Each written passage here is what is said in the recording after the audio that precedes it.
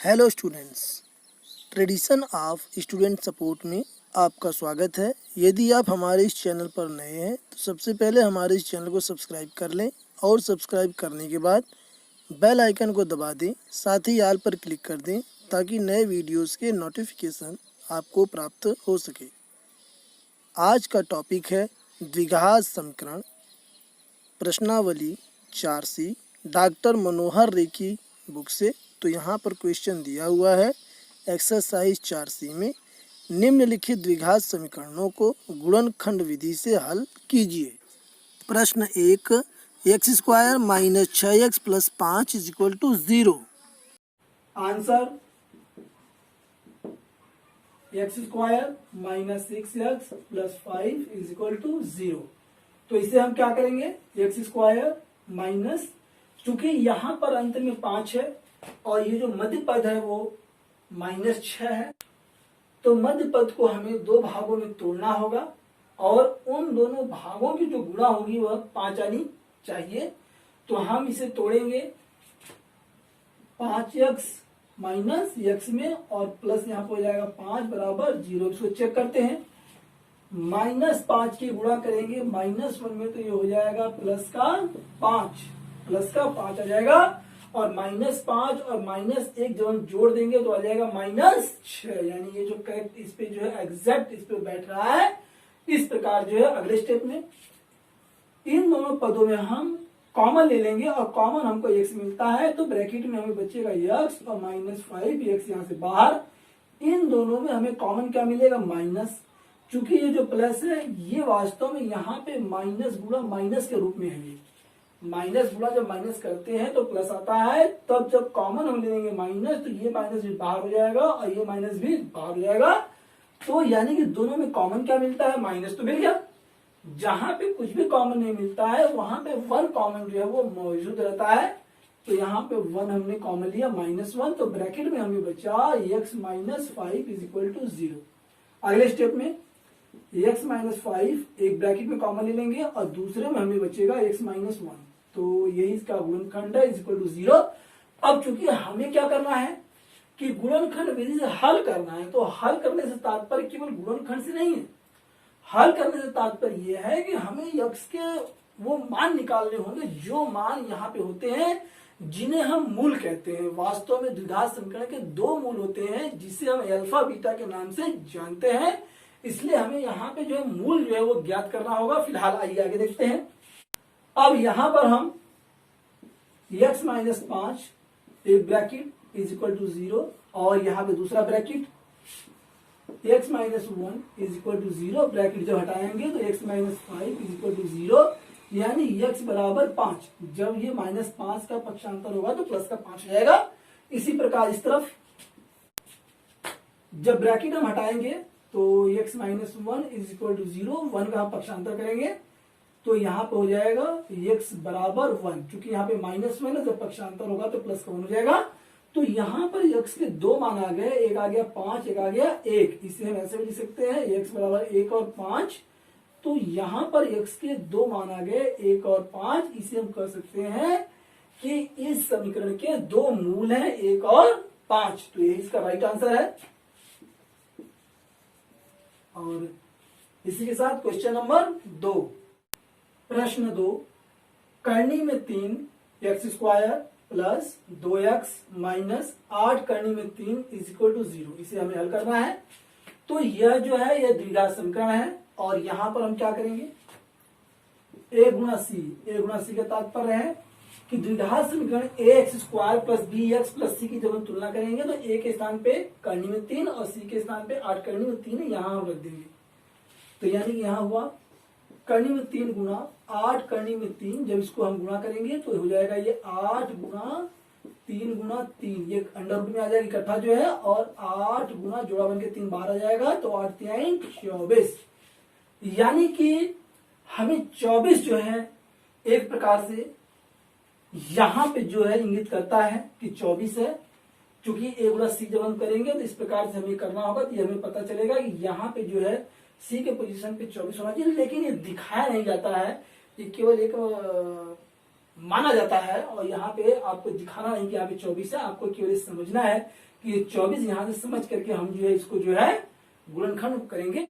ये तब आपको पता चलेगा जब आप ए और गुणा सी आप करेंगे, तब आपको मालूम चलेगा 24 हमें यहाँ पे अंत में चाहिए। जब हम मध्य पद को तोड़ेंगे तो दोनों की गुणा जो है 24 होनी चाहिए, अन्यथा आपको पता नहीं चल पाएगा जो है। तो यहाँ पे एक सिस्टम है इसको पता लगाने का। आगे आइए, तो हम क्या करेंगे, चूंकि यहाँ पे 24 है और यहाँ पे हमें चाहिए 2x, हमें चाहिए 2x, तो हम यहाँ पे देख रहे हैं कि 2x हमें लाने के लिए और यहाँ पे चाहिए 24, तो हम क्या करेंगे, यदि हम 6 गुणा 4 हम करते हैं तो 6 चौक 24 हो जाता है और 6 में से 4 हम घटा देते हैं तो 2 आ जाता है, यानी ये घटा करके आएगा यहाँ पे जो है मध्य पद। ध्यान दे, तो करने में 3x² प्लस में 6x और माइनस में 4x माइनस में 8 करने में 3 इक्वल टू 0, यानी कि 6 और 4 की जब हम गुणा करेंगे तो यहाँ पे 24 आएगा।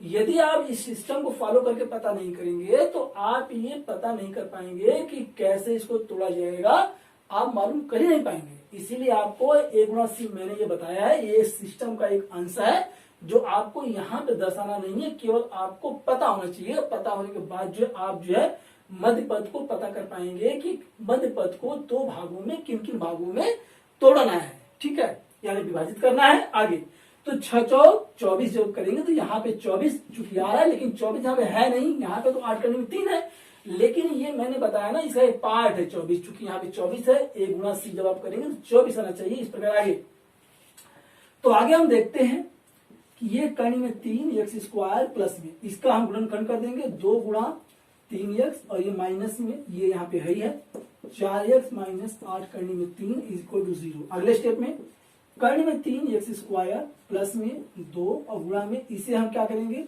करने में 3 गुणा करने में 3 हम कर सकते हैं, क्योंकि वर्गमूल में जोड़ा बन के बाहर आता है। तो इस प्रकार से ये जो है करने में 3 जो है गुणा के रूप में इस प्रकार से है, और यहाँ पे x माइनस 4x माइनस 8 करने में 3 इज इक्वल टू 0। अब हम क्या करेंगे, अब हम इन दोनों में कॉमन लेंगे, तो हम यहाँ पे देख रहे हैं करने में 3 तो यहाँ पे कॉमन है, यहाँ भी है, यहाँ भी है, और x भी मौजूद है, तो करने में 3 x कॉमन हो गया, बाहर हो गया, और यहां से हमें x बचा प्लस में यहाँ हमें 2 करने में 3 बचा, करने में 3x यहाँ पे बाहर है, तो यहाँ पे 2 करने में 3, यहाँ पर इन दोनों में माइनस कॉमन मिलता है, माइनस हो गया, और 4 भी कॉमन है, 4 हम कॉमन ले लेंगे तो यहाँ x बचेगा और ये प्लस हो जाएगा, माइनस बाहर हो गया, 4 से भाग देंगे तो 4 दूनी 8, यानी भागफल यहाँ पे लिखा जाएगा, और ये करनी में 3 इज इक्वल टू 0। अब एक कोष्टक में x प्लस 2 करनी में 3 और दूसरे कोष्टक में हमें प्राप्त हुआ है करनी में 3x माइनस 4, तो ये जो है दूसरे कोष्टक में लिखा जाता है, ये कॉमन सी बात है। तो यहाँ पे हमारे पास 2 कोष्टक आ गए हैं, अब जो है हम इसको आगे यहाँ पे हल करेंगे। x प्लस 2 करनी में 3 इज इक्वल टू 0, जब हम इसके सामने 0 कर देंगे, फिर एक बार इसके सामने 0 करेंगे, तो यहाँ पे हमें प्राप्त होगा x बराबर माइनस 2 करनी में 3, इसका हम पक्षांतर कर देंगे तो x का एक मान जो प्राप्त हो गया। आगे यहाँ पे पुनः जब हम करेंगे तो यहाँ पे है करनी में 3 x minus 4 is equal to 0, करनी में 3 x इज इक्वल टू 4, 4 का पक्षांतर हो जाएगा, तो यहाँ पे x बराबर 4 बटे करनी में 3, तो x के 2 मान आ गए, हमारे पास आ गया माइनस 2 करनी में 3, और दूसरा मान है हमारे पास 4 बटे करनी में 3, यही जो इसका राइट आंसर है। और इसी के साथ जो है अगला क्वेश्चन, प्रश्न 3, x² minus 3x minus 10 is equal to 0, तो इसे हमें गुणनखंड करना है। आइए देखते हैं answer, x² minus 3x minus 10 is equal to 0।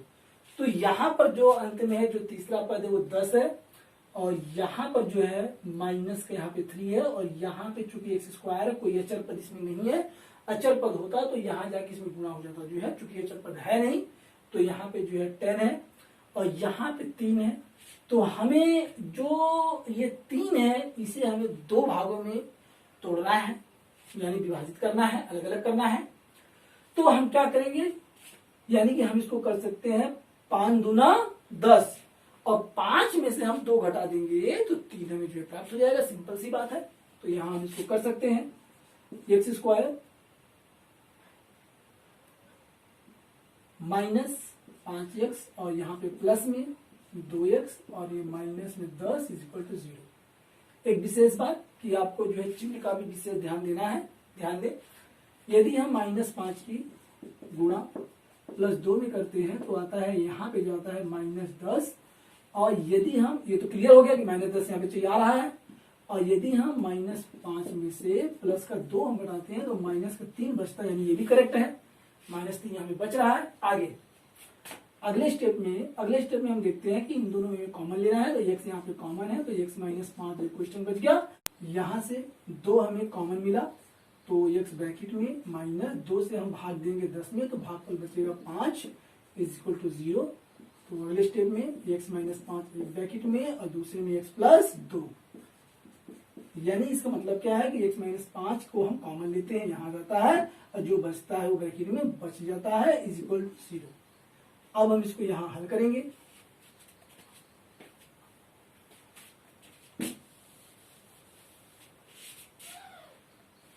तो यहां पे हम देखते हैं कि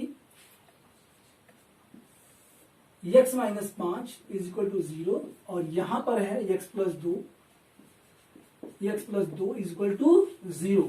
अब हम क्या करेंगे, यहां x बराबर, और ये -5 का पक्षांतर करेंगे 5 आ जाएगा, और यहाँ पे x बराबर हो जाएगा -2, यानी जब 2 का हम पक्षांतर करेंगे तो -2 हो जाएगा, और यहाँ पर x के 2 मान आ गए, 5 और -2। इसे हम लिख सकते हैं x बराबर -2 और ये 5, ऐसे भी लिख सकते हैं, और ये जो है इसका राइट आंसर है। किसी भी प्रकार से आप लिख सकते हैं। इसी के साथ क्वेश्चन नंबर 4, तो इसी के साथ क्वेश्चन नंबर 4 पर हम पहुंच गए हैं। तो क्वेश्चन नंबर 4 है हमारा x² + x - 20 इक्वल टू 0। तो यहाँ पे मध्य पद को हम तोड़ेंगे 5 चौक का 20, और 5 में से जब 4 हम घटाएंगे तो हमें जो है 1 जो है प्राप्त हो जाएगा। तो यहाँ पे आइए देखते हैं आंसर। x² प्लस में 5x माइनस में 4x माइनस में 20 इक्वल टू 0। +5 की -4 में जब हम गुणा करेंगे तो माइनस के 20 आएगा, यानी ये करेक्ट यहाँ पे बैठ रहा है।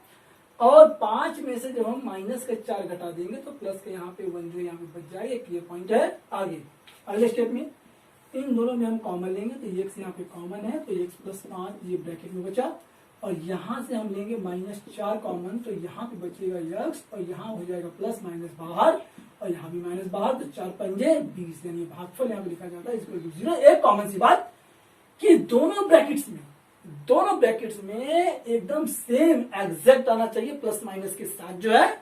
यदि ऐसा नहीं होता है तो कहीं न कहीं आपके लगाने में कोई न कोई कमी प्लस माइनस की रह गई है।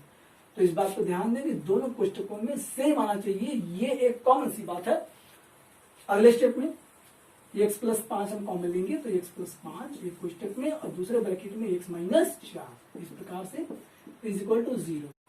अब हम क्या करेंगे, दोनों कोष्टक के सामने जो है 0 रख देंगे। कैसे, x +5 इज इक्वल टू 0, और यहाँ पे x -4 इक्वल टू 0। तो x यहीं पे रहेगा, 5 का हम पक्षांतर करेंगे तो -5, और यहाँ पे जब 4 का पक्षांतर करेंगे तो ये प्लस का 4 हो जाएगा। तो यहाँ पर जो है x के 2 मान आ गए, एक हमारे पास आ गया 4 और दूसरा आ गया -5, यानी कि हम ये कह सकते हैं कि द्विघात समीकरण जो x² + x - 20 है, इसके 2 मूल हैं, जिसमें दोनों मूल हैं 4 और -5। तो ये इसका राइट आंसर है। इसलिए हम ये भी कह सकते हैं कि x के 2 मान है 4 और -5, और इसका क्लियर आंसर है। प्रश्न 5, x² - 9x + 18 इक्वल टू 0। तो ये हमारा क्वेश्चन है, और यहाँ पे हम देख रहे हैं कि जो हमारा मध्य पद है वह हमारा -9x, और जो हमारा ये अंतिम पद है, तीसरा पद है, वह है 18। तो यानी मध्य पद को हमें 2 भागों में तोड़ना है, और दोनों की जो गुणा है वो जो है 18 आनी चाहिए। तो यानी कि 9 को जब हम तोड़ते हैं 6 और 3 में, और 6 और 3 की जब हम गुणा करते हैं तो 18 यहाँ पे आ जाता है, और 6 और 3 को हम जोड़ देते हैं तो फिर दोबारा जो है 9 यहाँ पे प्राप्त हो जाता है। आइए देखते हैं answer. x² - 9x + 18 equal to 0। अगले स्टेप में x² - 6x - 3x, 9 को 2 भागों में तोड़ा गया है, +18 इज इक्वल टू 0। अब इन दोनों में हम कॉमन लेंगे, फिर इन दोनों में हम बारी बारी से कॉमन लेंगे। पहले इसमें लेते हैं, तो x कॉमन है इन दोनों में, तो यहाँ पे ब्रैकेट में बचा x माइनस 6। यहाँ पे -3 कॉमन है, क्योंकि हमने पहले बताया जो ये प्लस होता है ये माइनस गुना माइनस के रूप में होता है। मैं फिर एक बार आपको बता रहा हूँ, जो ध्यान दें। तो यहाँ से माइनस कॉमन हो गया और ये 3 भी कॉमन हो गया, तो ब्रैकेट में हमें बचा x और यहाँ हो गया माइनस, चूंकि एक माइनस बाहर, तो एक माइनस यहाँ पे बच गया, और 3 छक 18 यानी कि 6 बचा, इज इक्वल टू 0। तो अब हम क्या करेंगे, अगले स्टेप में x माइनस 6 हम कॉमन ले लेंगे। तो यहाँ पे x माइनस 6 एक ब्रैकेट में और दूसरे ब्रैकेट में x minus 3 is equal to 0। तो ये इसका गुणनखंड हो गया, इसका फैक्टराइज हो गया। आगे अब हम क्या करेंगे, x minus 6 is equal to 0 और x minus 3 is equal to 0। इस प्रकार से हम कर लेंगे जो है अलग अलग जो है। तो यहाँ पे हमें जो है दोनों मूल जो है वो प्राप्त हो जाएंगे। तो x बराबर 6 का पक्षांतर होगा, तो यहाँ पे -6 था, तो यहाँ पे +6 हो जाएगा। इसी प्रकार से यहाँ पर जो है x बराबर और ये -3 का पक्षांतर होगा, तो ये +3 हो जाएगा। तो x के यहाँ पे 2 मान आ गए, जो क्लियर दिख रहा है कि 3 और 6 जो है द्विघात समीकरण के 2 मूल हैं, और यही इसका जो राइट आंसर है। और इसी के साथ माय डियर स्टूडेंट्स, मुझे उम्मीद है कि ये वीडियो आपको पसंद आया होगा। इस वीडियो के पसंद आने पर शेयर, लाइक और सब्सक्राइब करना न भूलें। Thanks for watching.